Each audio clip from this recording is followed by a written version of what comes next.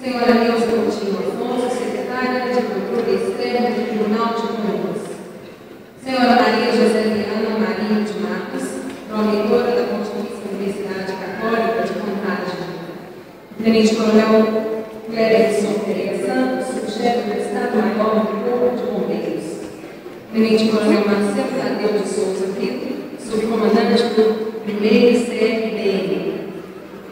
Tenente Coronel Miguel Moraes Borges, comandante do 1º Batalhão de Bombeiros. Tenente Coronel João Luiz Ramos, comandante do 3º Batalhão de Bombeiros Militar. Tenente Coronel Ezequiel Silva, chefe do Centro de Ensino de Bombeiros.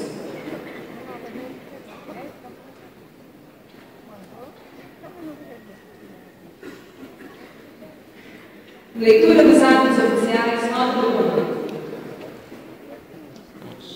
Senhoras